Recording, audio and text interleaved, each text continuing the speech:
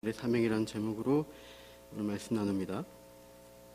지난주에 우리나라의 국경일인 8월 15일 광복절이 있었습니다.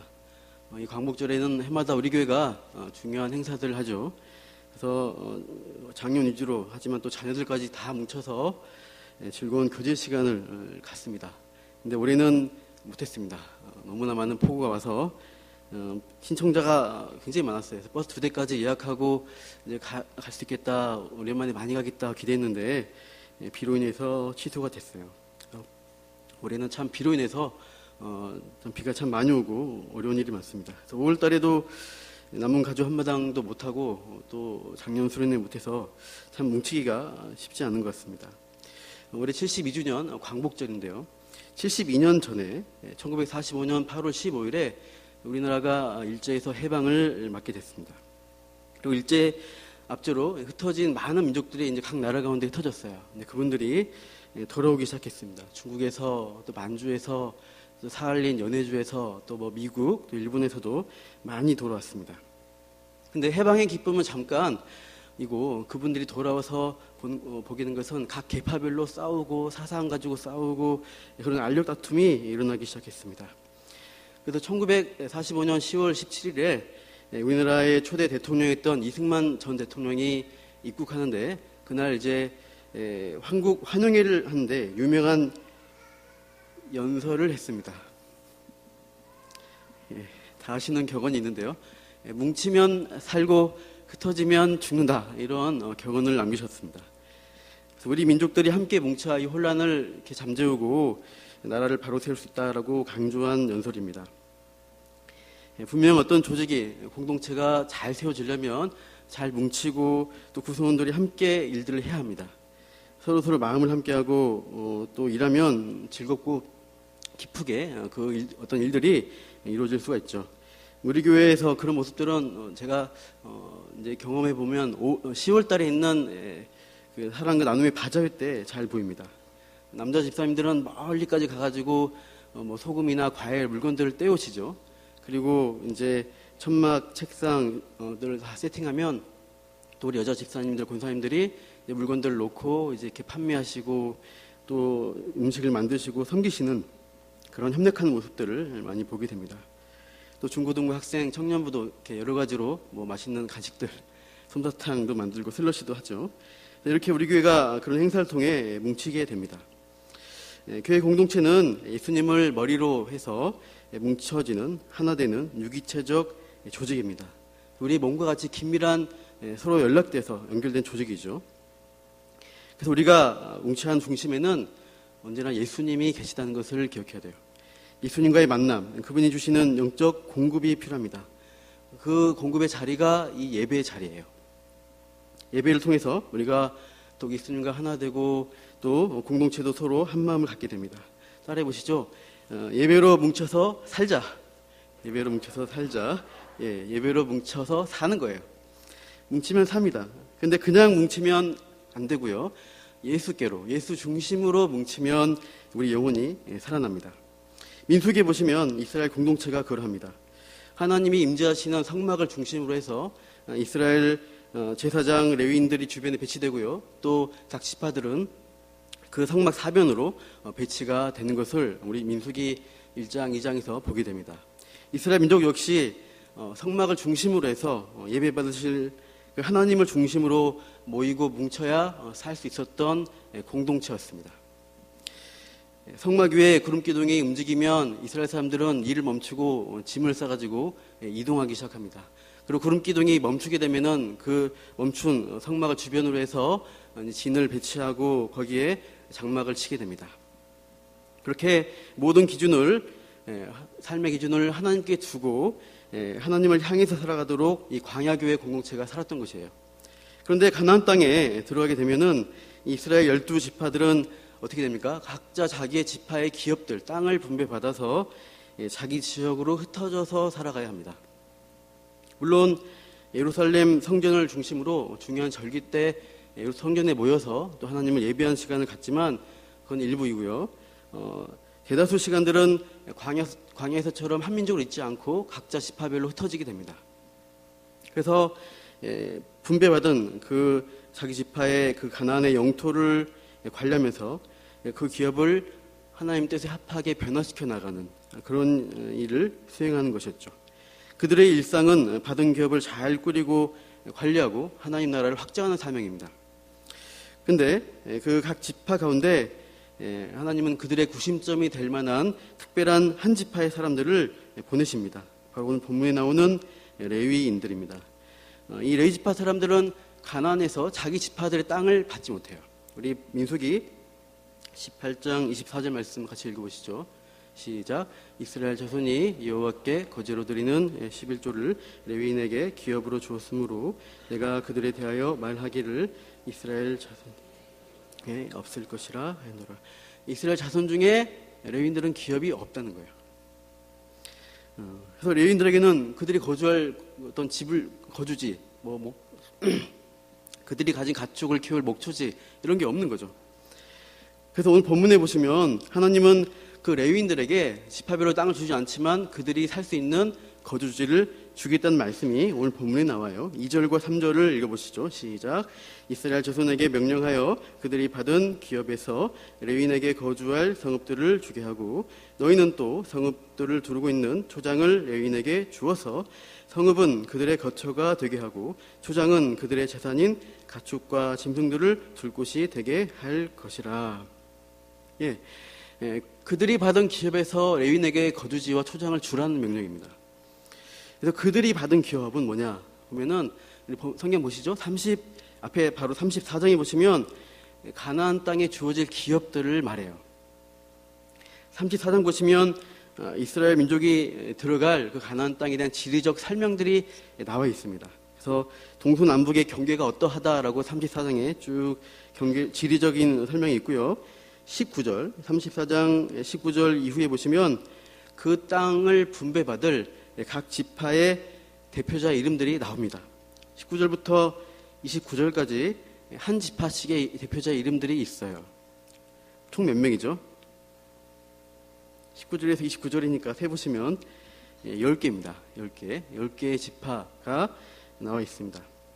나머지 두 개는 어딨냐? 보면 14절 보시면 거기에 루벤 지파, 갓 자손의 지파, 갓 지파가 거기에 그들은 므낫세 반 지파까지 해서 그들은 동편 땅, 요단 동편 땅을 배분받았어요.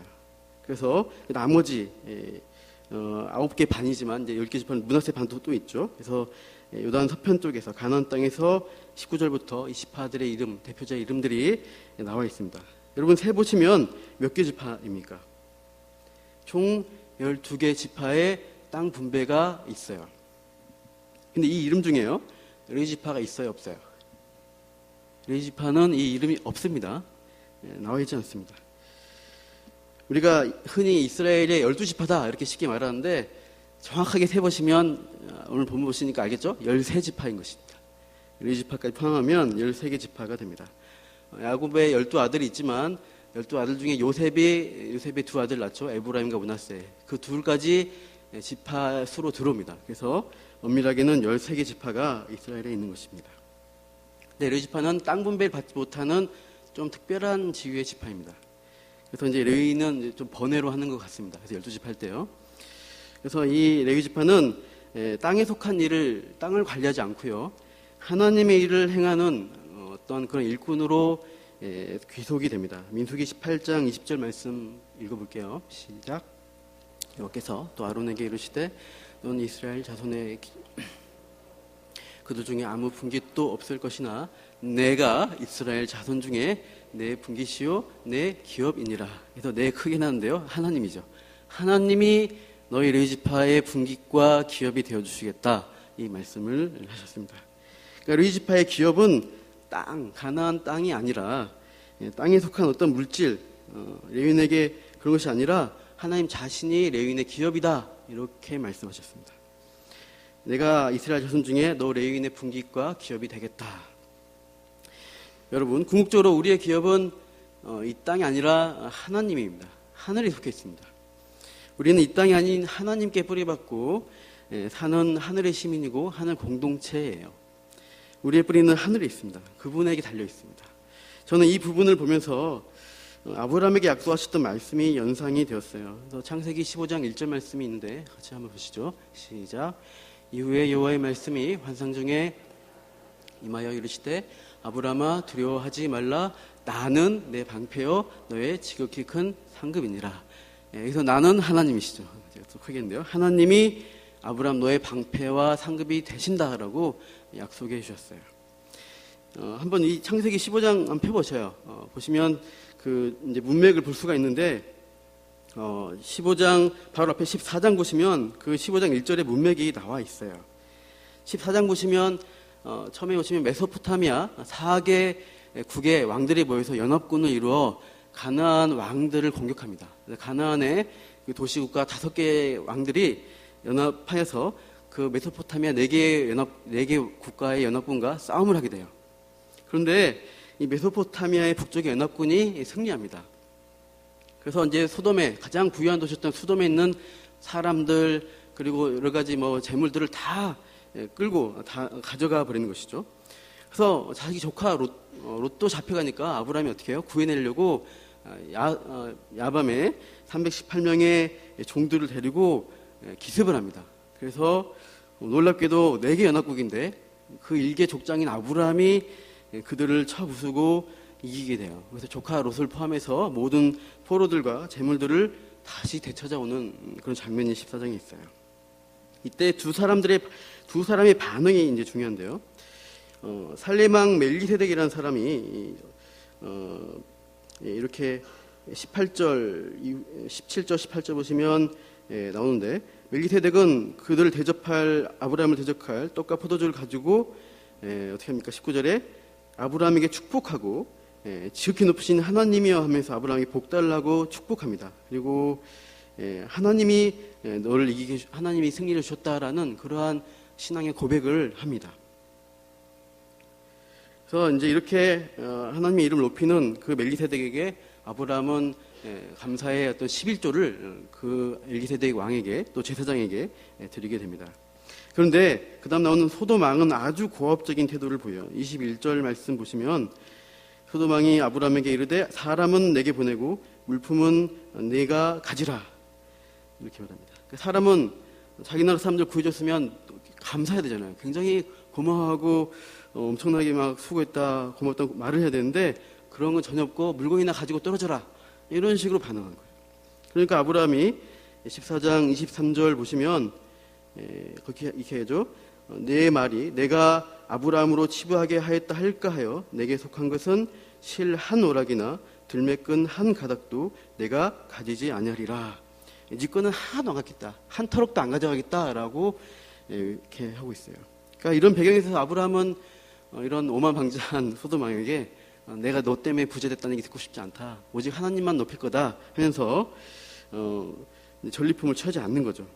그래서 오직 하나님만이 나에게 승리 주시고 쓸 것을 공급하신다는 일종의 신앙 고백의 행동을 합니다. 그때 하나님이 이제 넘기면 15장 1절에 아브라함에게 자신이 공급자 되신다는 말씀, 약속을 주시고 있어요. 사실 아브라함의 일생 가운데 아브라함은 하나님이 나의 언제나 보호자시고 공급자시고 상급 되심을 경험을 했습니다. 아브라함은 처음에 가나안 땅에 왔을 때 그 가나안 땅이 문제없고 잘 살 게 아니라 극심한 기근에 시달립니다. 그래서 이 위기를 피해서 애굽으로 이주를 했는데 거기서 바로라는 더 큰 위기를 만나요. 그래서 아내도 뺏기고 굉장히 위급한 상황이 됐을 때 하나님이 개입하셔서 바로에게서 그를 위기를 피해 주시고 해결해 주시고 오히려 바로에서 큰 재물을 얻고 가나안 땅으로 돌아오게 해 주십니다. 하나님과 함께 있는 그 자리가 복된 자리구나, 승리한 자리구나 이것을 알게 돼요. 그러니까 나중에 롯과 갈라질 때 그 비옥한 소돔의 그 동산 같은 물이 풍족한 그 땅도 포기할 수 있는 믿음을 갖게 됩니다. 사람이 보기에 좋아 보이는 자리가 있고요. 세상 부귀와 명예가 있는 그곳이 명당이다, 최고다가 성경적으로는 아니라는 거예요.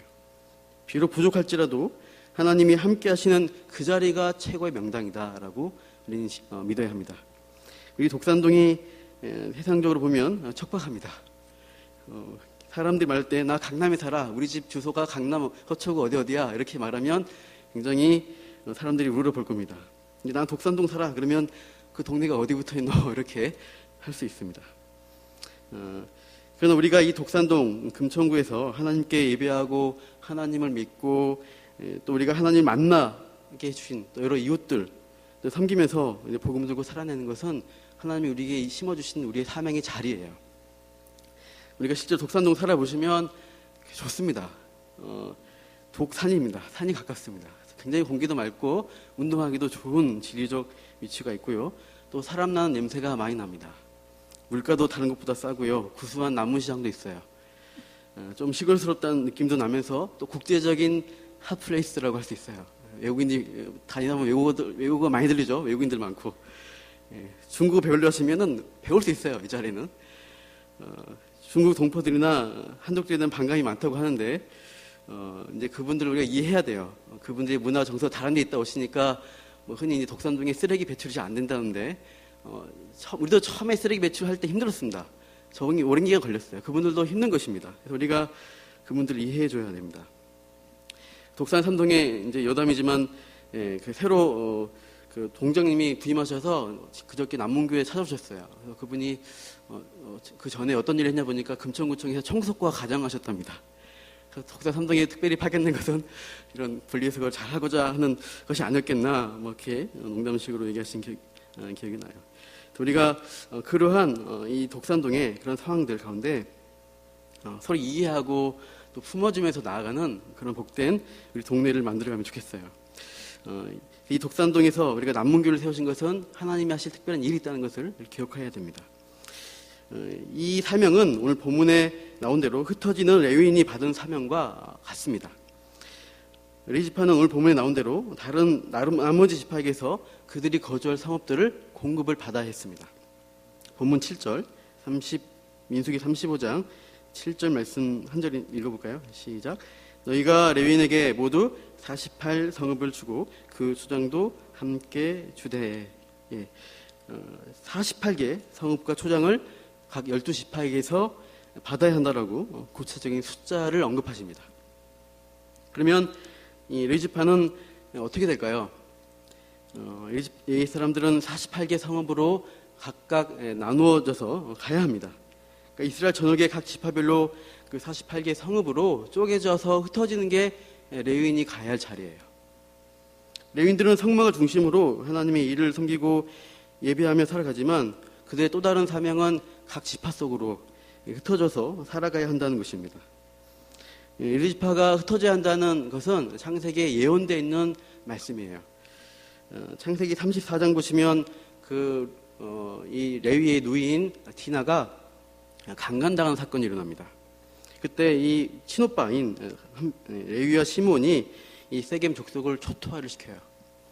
아버지이자 족장인 야곱의 뜻과 의지를 묻지 않고 몰래 그들을 속여서 세겜성에 침투해서 모든 사람들을 다 남자들을 죽여버립니다. 이 일 때문에 야곱은 유언할 때 이렇게 예언을 합니다. 창세기 49장 5절과 7절 한번 보이시죠? 읽어보시죠. 시작. 시몬과 레위는 형제요 그들의 칼은 폭력의 도구로다. 그 노여움은 혹독하니 저주를 받을 것이요 분기가 맹렬하니 저주를 받을 것이라. 내가 그들을 야곱 중에서 나누며 이스라엘 중에서 흩으리로다. 이스라엘 중에서 흩으리로다라고 그 두 아들에게 명령하셨습니다. 그래서 시몬과 레위는 흩어질 운명입니다. 실제로 이것이 이루어진 것이 그 가나안 땅 기업을 받고 들어가서입니다. 지도를 한번 보여주시면 이제 이스라엘 분배받은 지역이 색깔별로 있습니다. 한번 더 넘겨주시죠. 그 그림이 나올 겁니다. 안 넘어가요? 그림이 있는데 일단 시몬 지파가 여기 빨간색으로 된 큰 자리가 유다 지파고요. 그 가운데 조그맣게 파랗게 있는 게 시몬 지파입니다. 그래서 이 시몬 지파는 유다 지파 큰 기업 안에 작은 영역으로 분배되었습니다. 그러다가 시간이 흐르면서 이 시몬 지파는 유다 지파에 그냥 흡수돼서 존재가 없어져요. 그래서 자연스럽게 이렇게 되고요. 또 레위 지파는 오늘 본문에 본대로 됐습니다. 본대로 48개의 성읍으로 쪼개져서 흩어지게 하시는 거예요. 그러니까 흩어지면 죽어 없어지는 게 그들의 운명이냐, 너무 슬프다. 그렇게 생각할 수 있는데요. 그렇지 않습니다. 오히려 이들은 흩어짐으로 말미암아서 더 큰 축복을 경험합니다. 이들은 시몬 지파는 메시아가 오실 유다 지파에 속함으로써 그 하나님의 약속에 동참하는 은혜를 함께 누립니다. 그리고 레위 지파는 흩어지면서 더 중요한 사명을 감당하게 됩니다. 그 계기가 이제 출애굽기 32장 사건을 보시면 레위 지파의 사명을 볼 수 있습니다.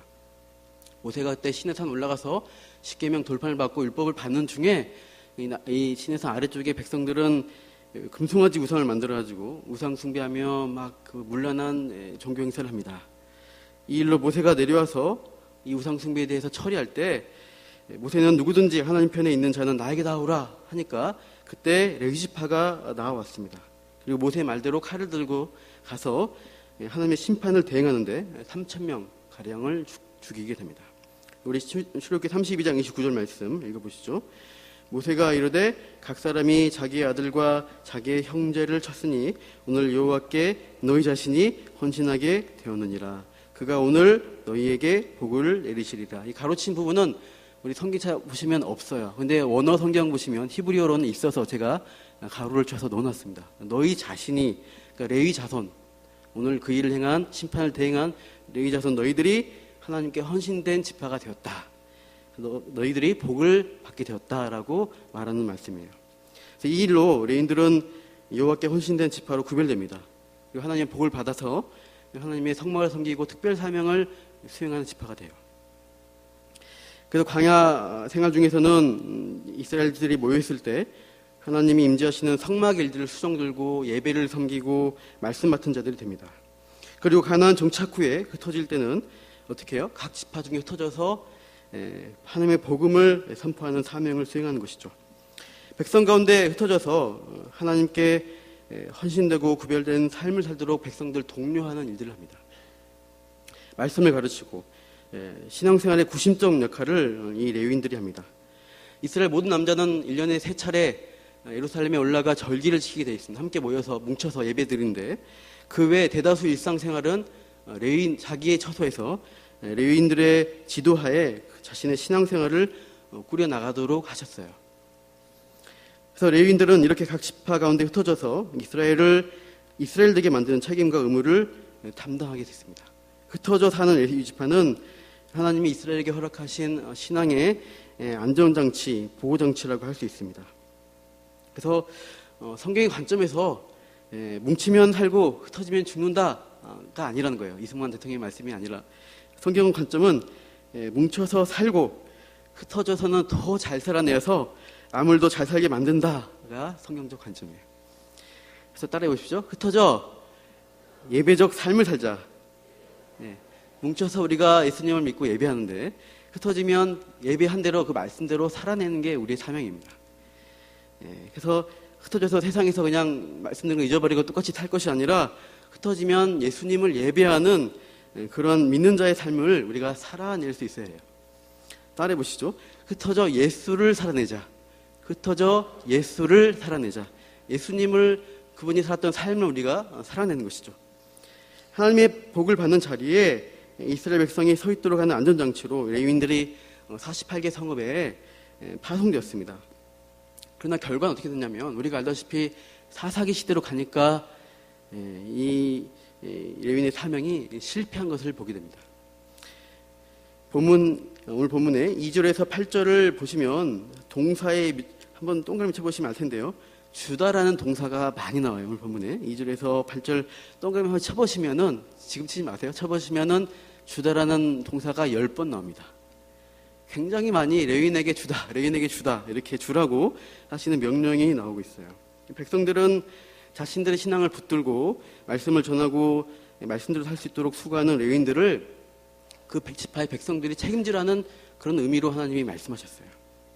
나눔과 섬김으로 이 영적 리더들이 하나님 말씀 맡은 그 사명을 잘 수행하도록 공동체가 책임지고 돌보라. 그래서 11조를 할 때도 그 11조로 레위인의 생계를 공동체가 책임지겠습니다. 오늘날로 따지면 목회자들의 사역을 잘 감당하도록 교회 공동체가 함께 책임지는 것으로 의미할 수 있습니다. 그래서 공동체에서 드려진 헌금으로 목회자의 가정을 책임지는 것이죠. 그러나 더 우리가 의미를 확대하면 중직자, 기관장, 특히 구역장들, 맡겨진 양들을 담당하는 직분자들을 공동체가 우리 성도들이 귀하게 여기고 그들의 영적 리더의 권위를 인정하고 따라가야 한다는 의미로 받으셔야 합니다. 그러면 어떻게 돼요? 레위인들은 백성들을 섬기고 백성들은 레위인들을 섬기면서 서로가 책임지면서 서로의 영혼을 책임지고 믿음 안에서 서로 잘 살아가도록 선순환되는 그런 구조였습니다. 그러나 사사기에 이르면 보시면 그 지파의 백성들이 레위인들을 잘 돌보지 않는 것을 보게 됩니다. 그래서 레위인들이 어떻게 하냐면은 자신이 먹고 살 게 없으니까 자기가 스스로 생계를 책임지기 위해서 여기저기 돌아다니면서 세상적인 일들을 하게 됩니다. 그러면서 레위인들도 소명을 잃어버리고 영적 도덕적으로 타락하게 돼요. 그게 사사기 보시면 17장에 유명한 사건이 있죠. 미가의 은신상 사건이 있습니다. 그 은신상의 제사장 되었던 레위 지파 소년이 그러합니다. 자기 거주지를 떠나서 다니다가 여기서 우상숭배하니까 우상숭배 제사장이 된 거예요. 19장에 보시면 첩을 둔 레위인이 나옵니다. 첩이 죽게 되고 토막을 내서 막 난리가 나죠. 전쟁 나고. 이렇게 레위인이 도덕적, 종교적 타락이 두드러진 시대로 사사기가 마무리되면서 더 암울하게 되어갔다라는 그러한 성경의 흐름들이 우리가 볼 수 있어요. 나중에 보시면 이스라엘의 왕정이 세워지지만 그 왕정도 다 결국 망합니다. 그리고 하나님이 다 망하게 한 다음에 심판한 다음에 포로가 남은 자들이 귀환하도록 하시는데 그때 이스라엘을 회복시킬 때 레위인들이 다시 그들의 사명의 자리에 서게 되는 것을 우리가 보게 돼요. 한번 우리 찾아보시죠. 에스라 8장을 펴보십시오. 구약성경 에스라 8장을 한번 보시기 바라요. 에스라 8장 보시면 에스라가 이제 2차 귀환을 할 때요. 귀환할 때 찾는 사람들이 있습니다. 그래서 8장 15절 한번 보시죠. 에스라 8장 15절 같이 읽어볼게요. 시작. 내가 아브리를 아하와로 흐르는 강가로 모고 거기서 3일 동안 장막에 머물며 백성과 제사장들을 살핀즉 그 중에 레위 자손이 한 사람도 없는지라. 귀환하려고 보는데 레위 사람이 없는 걸 발견하게 돼요. 그래서 어떻게 하냐면 17절 보시면 17절 마지막에 우리 하나님의 성전을 위하여 섬길 자를 데리고 오라. 레위인들을 찾아서 데리고 와라. 함께 가야 된다라고 8장 17절에 말씀하고 18절 19절에 보면은 이제 사람들이 가서 선한 도심을 입어서 레위 사람들 지파의 자손들을 데려오는 모습들이 있습니다. 이렇게 해서 에스라가 레위 자손들과 함께 예루살렘에 귀환을 하게 돼요. 그래서 그들이 어떤 일을 하는가 보면요, 이제 에스라 8장 봤는데 느헤미야 8장 보세요. 바로 뒤에 느헤미야 있어요. 느헤미야 8장 보시면 거기에 학사겸 제사장 에스라가 율법을 백성들에게 가르치게 됩니다. 느헤미야 8장 7절 보실까요? 느헤미야 8장 7절 시작. 예수아와 바니와 세레야파와 야민과 아굽과 사부대와 호디야와 마아세야와 그리다와 아사랴와 요사박과 하난과 블리야와 레위 사람들은 백성이 제자리에 서 있는 동안 그들에게 율법을 깨닫게 하였는데, 이것이 마지막에 레위 사람들이 뭐 했냐면 백성들이 있는 자리에서 그들에게 율법을 해석해서 가르치고 선포한 일을 하고 있습니다. 뒤에 보시면 9절에도 중간에 보시면 제사장 겸 학사 에스라와 백성을 가르치는 레위 사람들이 이렇게 어떤 백성들 독려한 일을 하고 있어요.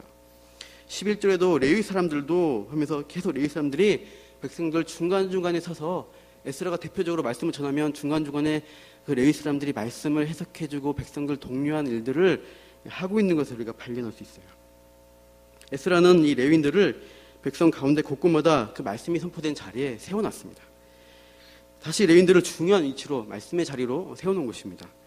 그래서 레위 사람들 역할이 두드러지면서 백성 중에서 말씀을 가르치고 회개하도록 도전하고 그들이 이 백성들이 하나님 앞으로 나오도록 그 사명을 수행하고 있어요. 그러니까 이 레위인들이 다시 그 사명들이 회복된 것을 우리가 보게 됩니다. 예수님을 믿고 예배하는 이 자리에 계신 여러분들이 우리 시대의 레위인들입니다. 예배 공동체로 자주 모여서 우리가 말씀을 이렇게 먹고 깨닫고 누리게 됩니다. 그래서 은혜로 많이 나 자신을 채우십시오. 말씀을 먹으십시오. 그리고 어떻게 돼요? 흩어져서 각자의 처소로 가야 됩니다. 48개 가정과 직장으로 가서 예수님이 하신 것처럼 예수님의 삶을 이어서 살아내야 합니다. 우리가 그렇게 살 때, 레위인의 삶을, 사명을 살 때 우리를 통해서 생명의 복음이 전해지고 주고 있는 사람들이 살아난다는 말씀이에요. 이 시대는 쉽지 않습니다. 요즘 기독교에 대한 비난과 조롱, 또 부정적인 소문들 자꾸 나오고 있습니다. 안 그런데도 안 좋은데 자꾸 영적 리더의 어떤 문제가 언론에 이렇게 터지면서 참 힘듭니다. 우리가 더 기도해야 할 것입니다. 에스라 시대에 레위인들의 역할이 회복되어서 그 공동체가 말씀의 은혜를 충만히 누리고 회개하며 살아난 것처럼 우리 시대 이 한국 교회, 우리 교회 레위인들의 사명이 잘 회복되고 수행될 수 있도록 사명의 자리로 돌아오게 해달라고 우리가 기도하면 좋겠습니다. 또 우리 각자도 각자의 48개 성부로 흩어질 때마다 레위인의 사명을 기억하고 가정과 이웃에게 선한 영향력을 끼치는 자로 쓰일 수 있게 해달라고 기도하시고 그렇게 살아내시기를 축원합니다. 마지막으로 따라해 보시죠. 뭉쳐서 예수로 살고 흩어져서 예수를 살아내자. 네, 예수로 우리가 모이면 예배하면서 살아요. 우리가 공급받아요.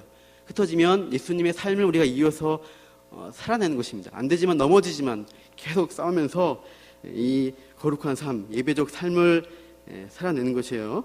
이걸 기억하시고 우리가 함께 이 시대의 레위인으로 사명을 감당하기를 바랍니다. 뭉쳐서 예수로 살고 흩어져서 예수를 살아내자 기억하시기 바라요. 말씀 기억하시면서 우리 찬양하시겠습니다.